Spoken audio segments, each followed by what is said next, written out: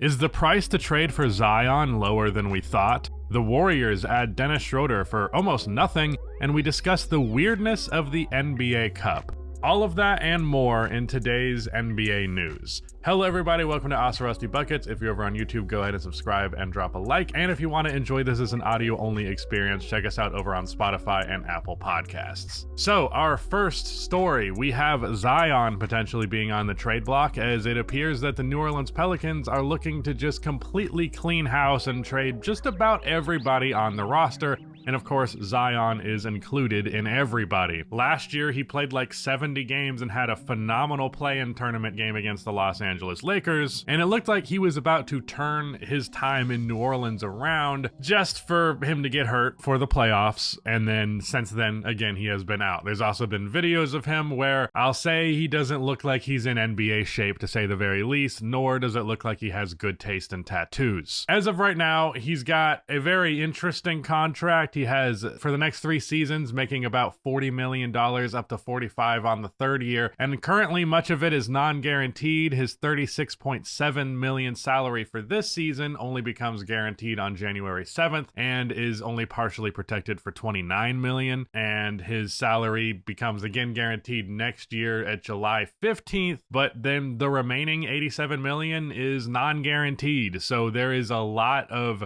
buffer here for if you trade for Zion as a broken asset. If he ends up being a broken asset, well, you're not actually paying for it as much as you otherwise would, not just in terms of literally paying the man, but also how much space he ends up taking up in your cap. Now, the reports have suggested that you're probably not going to get a lot if you trade him, because really it's just expiring contracts and perhaps a first round pick. Perhaps is crazy, saying perhaps a first round pick for Zion Williamson. Do you know how willy-nilly teams throw around first round picks these days, and Zion can't even actually confidently secure one? That goes to show you how much he has fallen off as a player and as an asset. Like, when he's healthy, there is no doubt that he's a very good all-star caliber NBA player, but it's going to be hard to justify trading for him if there's a decent chance he's going to spend his entire time with your franchise just sitting on the bench collecting checks. So as for what some actual deals would look like, some of the teams that would actually be interested, the Grizzlies are interesting, the Hornets are interesting, both of the LA teams. I think I even saw some discussion around the Detroit Pistons, even more loosely some discussion around the Dallas Mavericks. I think Dallas has been too good this year to mess with that, and I would probably say the same for Memphis. But these remaining teams, there is at least some incentive to make a move like this. Charlotte could potentially be, the idea of LaMelo throwing lobs to Zion is obviously very intriguing. Clippers would just be fucking funny. It would be hilarious if the Clippers traded for Zion Williamson while also dealing with the same exact problems with Kawhi Leonard. For that reason, I don't think they're going to go that route. Not to mention, would Norman Powell have to be in that deal? I think one of Norman Powell or Zubats would have to be in that deal in order for it to work, and I don't want to give up either of them for Zion. Man,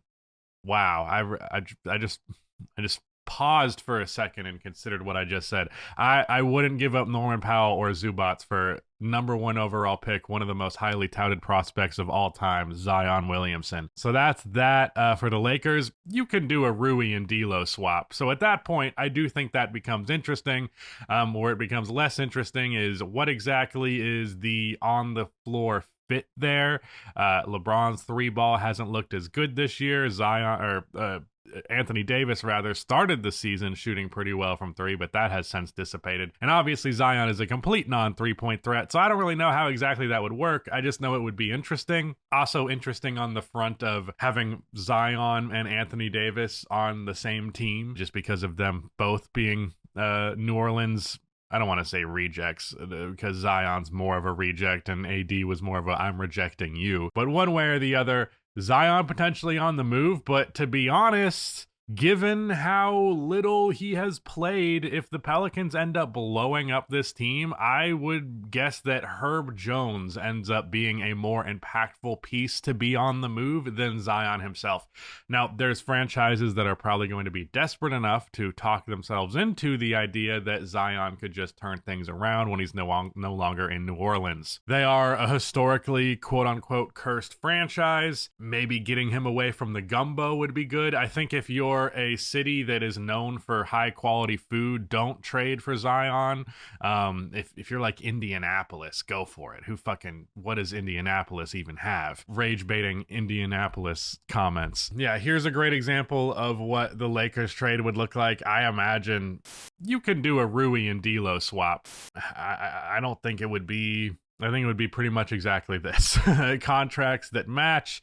Rui Hachimura is obviously not expiring, but $17 million is a lot better than the $40 that Zion would be getting next year. The rest of it, you're otherwise got a clean slate. You got a pretty good draft pick out of it. Obviously, this is not where New Orleans wants to be, but it's a better case scenario than just continuing to let this ship sink further and further. Next, we move on to Dennis Schroeder being traded to the Golden State Warriors in exchange for DeAnthony Melton, Reese Beacom, and 3 second-round picks, and Golden State received Dennis Schroeder and a Miami second-round pick. So it was written here that Lakers fans are unsurprisingly pissed, but I would add that I, as a Bulls fan, am kind of pissed because we couldn't even get a fucking 1 second-round pick for Alex Caruso. All right. I think this is a great upgrade. DeAnthony Melton unfortunately tore his ACL and has not been able to play for the Warriors. And the Dubs started the season super strong at 12-3, but they have since regressed pretty dramatically.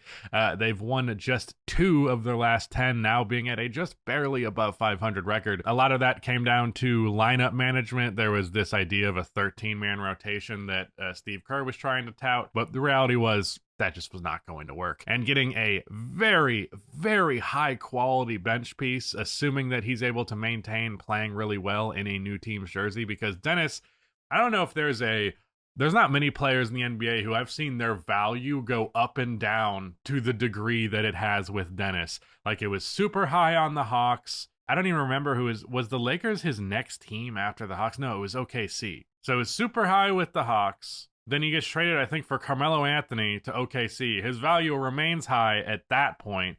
Then he gets traded to the Lakers. That fucking tanks his value. I don't even remember. Did he play with someone else between Lakers and Nets? I think so. But either way, when he played with the Nets more recently, not this year, but the year prior, no one really gave a shit about that. But after the Nets looked actually somewhat respectable to start the year, and he has played fucking phenomenal. 18 points per game, 6.6 assists, good efficiency, I believe over 40% from 3. That is a very good return on investment. I think that is, yet again, suddenly Dennis Schroeder is a very valuable player to have in the NBA. Is this just his last 20 games or his total? Yeah. Total log. There you go. Lots of points, lots of scoring, lots of assists. Anyways, we're going to check in with the NBA Cup. We are going to be doing a recap of the NBA Cup tomorrow, as the championship game happens today between the Milwaukee Bucks and the Oklahoma City Thunder. The Thunder and Rockets ended up matching up for the Western semifinal, and the Bucks and Hawks ended up matching up in the East.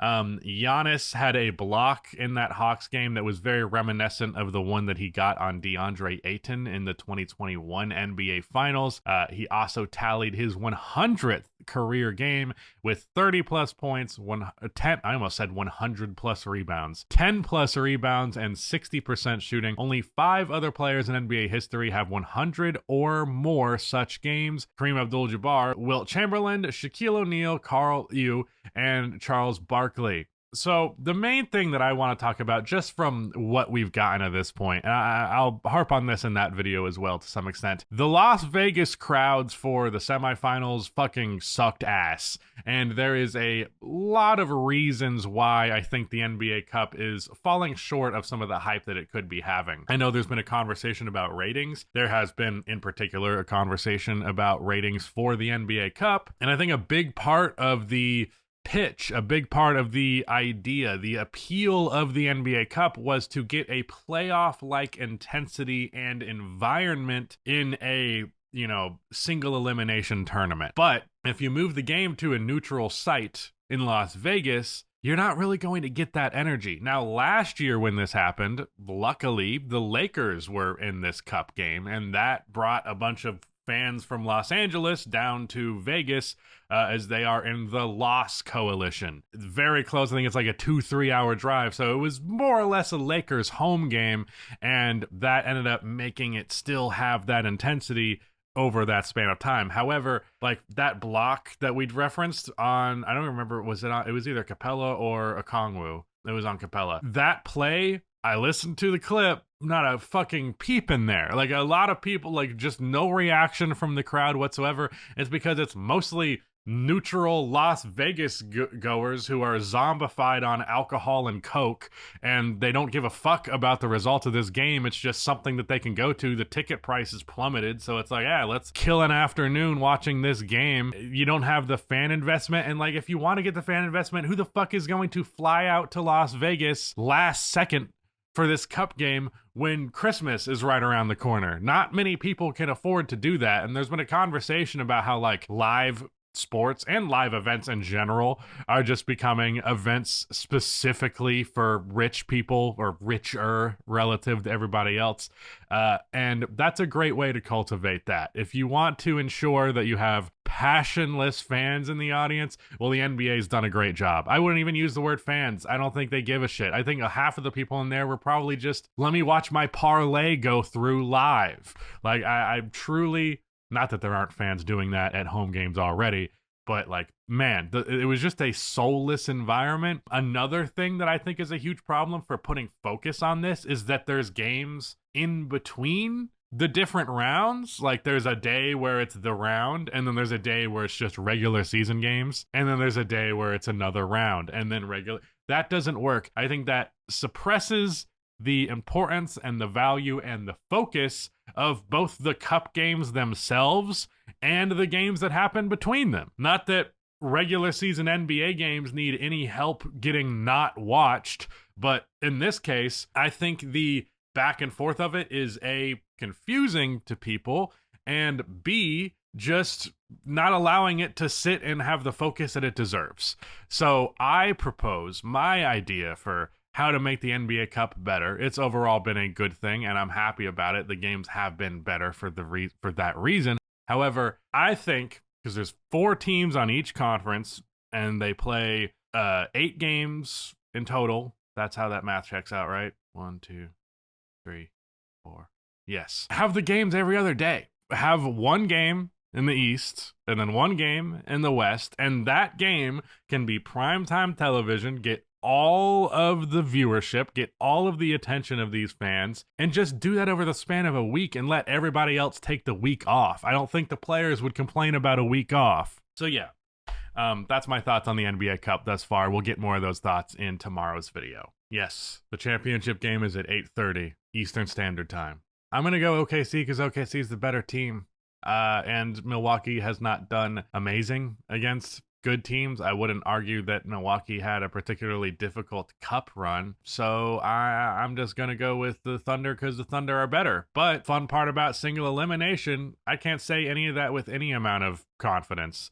It's different when it's a series, but when it's one game, like fucking, I don't know, Gary Trent Jr. could hit 8 threes and just say fuck you and your predictions. Shit happens. Probably the most iconic thing that has come out of this cup this year so far has been that Trae Young, while not having some spectacular performance overall in this Knicks game, he did kill it in the third quarter. I think he had 16 of his 22 in that third quarter, and that was kind of what buried the Knicks and allowed them to get this win. But yeah, he had a dominant-ass performance and a win they needed him to in the clutch. And then he rolled dice at the half-court line. Friend of the show, if you may not be familiar, you probably have watched his podcast once or twice, but Mojo99 suggested that he thought Trae was jerking off the Knicks logo. I don't know how you would do that. It's a basketball and a word, but it's interesting how everybody has a different perspective on things. Oh man, what a bummer. You just ruined my mood right there. We're making dick jokes, and now I have to talk about Jared McCain having a torn meniscus. The Sixers just keep getting fucked over more and more and more. Jared McCain out indefinitely after tearing his meniscus in his left knee. This injury came in a 121-107 loss to the Pacers. He's going to have surgery. I think that's pretty obvious. But McCain was the front runner for Rookie of the Year. he was also basically the only thing keeping them even remotely competitive in any game ever when, Joel Embiid was either not playing or playing like shit, and Paul George was mostly not playing and playing mediocre. McCain has probably been their best player throughout the season, which is depressing for many reasons, but also makes it all the more depressing that you're losing him. On top of that, Embiid suffered a sinus fracture in the same game. That man finds new and creative ways to get injured. Yeah, Rudy just asked me, are the Sixers the Pelicans of the East this year? I mean, I guess they'd have to be. There's not really anyone else. I think the Sixers had higher aspirations than the Pelicans did. Not necessarily, but more likely than not, they were supposed to end up being the better team, but we definitely did not get that. What I think is interesting is what exactly does the timeline for the Sixers look like? How much, I think at this point, we're not at punt on the season territory. They have time to turn things around, but we might be in punt on the season territory. Apparently, the Sixers are looking to increase cap flexibility, and that's like their main priority for this offseason. I'm not sure how they managed to do that without trading Paul or Embiid, so there's not really any other major contracts on the team other than Tyrese Maxey, so you're trading one of your big three. Maybe you're being like, Jared McCain can do what Tyrese Maxey does, so let's just do that. I don't know about that, though. I think it's better to just hold on to the pieces that you have, but what I'm wondering is, like, I can see giving it one more year, especially because you paid Paul George, but, like, Joel Embiid's got the clock is ticking on Joel Embiid. He is over 30 years old. Obviously, we know he's super injury prone. I just don't know that he's going to be there that much longer. And if you have to throw away yet another season, that's a huge fucking L. And you're throwing away a season when your ability to get away with throwing away a season is lower now than it ever has been. So, yeah, this fucking sucks. Not all of it is their fault, but a good amount of it is. And, yeah, it's just unfortunate. I actually was rooting for the Sixers this year. I normally like to hate on the Sixers, but I really like Jared McCain. I liked the Paul George signing. Doesn't matter, though. The NBA throws you through a loop all the time. LeBron James mysteriously disappears and then comes back and looks like he's in his youthful form again. He said, I had an opportunity to take more days and get my mind, body, and everything where I wanted it to be for tonight, and it worked out. This comes after a 10-day absence to James's left foot and for personal reasons. Anthony Davis also having a great game, tying his season high with 40 points and 16 rebounds. AD has had at least 30 and 10 in 3 of his last 4 games. What was his actual box score in this game? His box score actually wasn't that impressive. He had 18 points on 17 shots and 5 turnovers to his 8 assists. 2 blocks and a steal ain't bad. But yeah, 50% from 3 as well, which is something that he's been struggling with. His last game was a 39, 10, and 11 game, so it's not like he was like leaving on some sour note. But yeah, we're not going to make any PED allegations. To be honest, man, with some of the stuff going on around some certain rappers, I was worried there was maybe something much bigger happening behind the scenes. It seems he is just instead potentially infusing his body with drugs, which I don't give a shit about. Go for it, LeBron. Keep doing what you're doing, buddy. The Chicago Bulls are seeking a first-round pick for Nikola Vucevic, which last year, if you told me that, I would have laughed at you. However, he has been really, really good. He is shooting 47% on three-pointers, almost 60% from the field as a whole, 21 points, just under 10 rebounds a game. I definitely don't think he's going to continue to be a 47% three-point shooter, but it's clearly an indication that he's not going to be the sub-30% shooter that he was last year. And I definitely think he's worthy of a first-round pick. I think he makes about $20 million as well. Like, that's really good value for a 20 and 10 guy. Quite a few teams that I think could use him. Why is Indiana listed as a potential suitor? Why? They have Miles Turner. Golden State would be interesting. I think especially like the idea of a stretch 5, given that you have Draymond Green. Is there a world where they could pull off both a Jimmy Butler deal and a Vucevic deal? Because if that does work, that does work. that actually does seem pretty good on paper if the 3-ball does hold up. But yeah, I'm not surprised by this at all. I do think this would be nice. That's all I have to add. Like, please get everybody off this fucking team. The Golden State Warriors and Dallas Mavericks combined for an NBA record 48 made 3-pointers, with both teams shooting at least 50%. Doncic having his 80th career triple-double with a season high of 45 points, 13 assists, and 11 rebounds. Steph had 26. Clay hit 2 clutch threes and finished with 29 points. And the Warriors tie the record for most threes made in a half. So yeah, if you're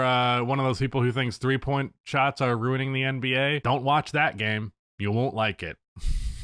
Dirk Nowitzki is going to be joining the Amazon Prime Video coverage of the NBA starting next season to launch his broadcasting career. The times that I have seen Dirk actually do commentary, I think he's done great at it. He's a pretty good on-camera personality, very likable guy, very reasonable in his takes, does not just say off-the-wall shit because he's like, I'm fucking Dirk. I don't need to bullshit my way towards media success. I'm fucking Dirk. But yeah, that's fun. I like the idea of that quite a bit. Wait, what? It agrees to Ian Eagle to be... Who? Is it wrong? I don't know who Ian Eagle is. Yeah, I am excited for... I'm excited for this broadcast. I am hoping, I'm not that I think Amazon is necessarily going to put together a good product, but some shit that I saw from TNT this week just makes me all the more happy to see that show, at the very least, not be at the forefront of the conversation. Yeah, I think Dirk will do great. Oh boy, this one's fun. Caitlin Clark got named Times Athlete of the Year. I want to say I've earned every single thing, but as a white person, there is privilege, says Clark. A lot of those players in the league that have been really good have been black players. This league has kind of been built on them. The reason that Caitlin feels the need to even make a comment like this is because for some reason she has become like a big staple in the culture war. In fact, it feels as though the WNBA became more about a culture war than actual basketball, at least in terms of the discourse that was happening at large. And unfortunately, Caitlin kind of was I'm not sure what the right word to use here, right? Like co-opted into being a part of like a race conversation around the league. Yeah, I'm just glad that she's saying this because she's hopefully shedding herself of all of those fucking weirdos. Like, people are doing great white hope shit in 2024. Is it fair to say that a big part of her popularity stems from the fact that she was a white player? I think that's fair. I think that is an abject reality, especially because of the way that black women are perceived in America. So they see this white girl start hooping and they're like, well, we're going to do this. We're going to get all over her. We're going to talk about how great she is without acknowledging why we're a huge fan of her. And then we're going to talk about how Angel Reese fucking sucks for reasons. So I'm glad she talked about this. I'm sure there will be people mad that I talked about it. But I don't care. This is your Eastern Conference standings now up till December 16th. Celtics are at number 2 now, they have been at number 2 below the Cavs. What am I talking about? I think the top 4 seeds have remained the same since the last week. I think the Bucks were at 6 before, so they've moved up a slot. The Hawks are officially in there. The Nets drop out as well. God, the East fucking sucks. Let's skip to the next one already. I hate looking at this. I saw a post the other day about strength of schedule for the rest of the season, and the bottom 15 teams in strength of schedule, 14 of them were Eastern Conference teams. Because it's like, yeah, you're playing East teams. Your schedule's easy. It's like that level of clearly being way easier is just through the roof. Rudy asked me, do the Wizards have a chance to do some Bobcat shit? I think they'll get, maybe what's the win percentage on that season, because it was a lockout year. So if they got, what's their win percentage right now? 3-20. I'm not going to try and figure that out in my head. Yeah. I don't know. It's possible. They're not going to get 7 wins, but they're going to play more games. So that's the only reason, really. The Western Conference, OKC at number 1. Memphis, I think, moved up to number 2 last week, but if they didn't, then they have now. Houston at 3. The Dallas Mavericks have been winning a lot lately. The Nuggets have looked better. They're on a 3-game win streak. Yeah, man. Damn, we got a 3-way tie for the 6th, 7th, and 8th seed. Lakers and Clippers down in the bottom of the play-in tournament. The Sacramento Kings, saw some interesting thing about them being like 11th in net rating this year. and they're 500 or below 500 now. That's fucking crazy. I would be so mad if my team was statistically the 11th best in the league and I wasn't even top 11 in my own conference. That fucking blows. Power rankings, OKC at number 1, Cleveland at number 2, Boston at number 3, Dallas at 4, and Memphis at 5. I don't know if there's a single thing about this I would change. I mean, if this was like just purely going on what I think is going to happen going to the postseason, I would swap the Celtics and the Cavs. But otherwise, that's verbatim the order I would go. I think Cleveland and Boston are the top 2 teams that will come out of the East, most likely to come out of the East, and OKC, Dallas, and Memphis, I think, are the 3 best teams to come out of the West. Cade Cunningham had a career-high 18 assists in a Pistons win, saying, "It's what my job is, it's what my responsibility is." Getting 18 assists on a team that it's been better than it has been previously, but still routinely is extremely offensively inept. That's very impressive. Just endlessly impressive. Oh, it was a triple-double? He had 11 rebounds as well. So yeah, 20, 11, and 18. That's a hell of a stat line. Just to highlight a couple of more box scores before we get out of here, we got 41 points with 7 made threes from James Harden and a huge win over the Utah Jazz, who are a fucking awful team. Tyrese Maxey with 40 points, 6 threes, 4 steals, 5 assists, 5 rebounds in a 13-point win against the Charlotte Hornets without LaMelo Ball, so it's not super impressive on that front, nor is really beating the 76ers. But I will give Tyrese Halliburton this. Good game. 32, 11, and 7 threes. That's not common for him anymore to have some shit like that. Let me guess. This was at home. It'd be dope if it wasn't.